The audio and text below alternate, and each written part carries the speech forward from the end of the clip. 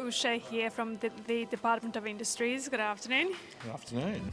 Tell us why did you decide to be present here today?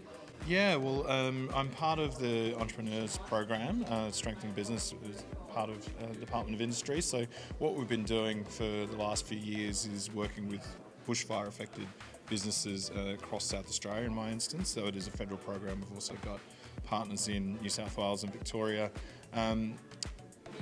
Enacted in 2019 to help businesses that were impacted by the bushfires to recover by building capability, capacity and resilience. Yeah. So we've been working for the last few years on doing that, and since COVID's taken effect, we've expanded the program to be more COVID focused as well, but the mandate remains the same.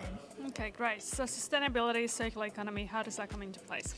Yeah, well, I mean, our goal is to build capability, capacity and resilience, right? Yeah. So the key element of those three things really boils down to having a more sustainable supply chain, having a more sustainable business model, innovating, coming up with new ideas, new ways to do things, refining the way that you're currently operating. So yeah, like everything we do is really about those two things, and just making sure that we help our partner businesses get to the next level. That's it. So those affected by the bushfires and COVID, what are some of the creative thinking that you've noticed which has emerged? Well, creative thinking is certainly important, but the thing that really has blown me away is just the resilience of Australian businesses and business owners that, having to rebuild everything in some instances, where lost entire production facilities and,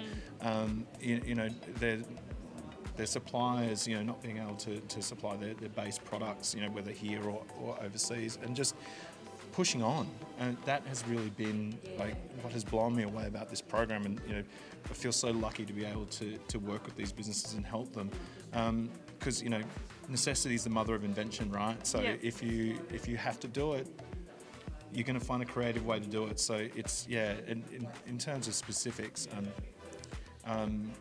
it's thinking outside the box. I know that's the key tenet of creativity. It never ceases to amaze me just how creative some of these businesses can be.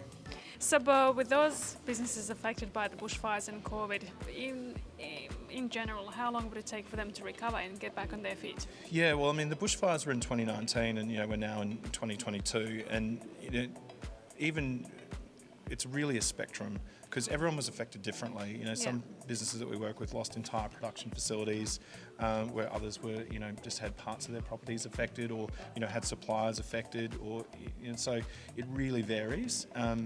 But the one thing that is consistent across the board is just the resilience of the business owners, and just going, well, whether I need to rebuild everything or whether I need to find a new supplier, for one of my core ingredients, they're just getting it done, and it's been really, it's been a great experience for me to actually be a part of that and help those people, in that recovery. So I feel it's really rewarding, and never ceases to amaze me just how amazing some of these business owners are. True.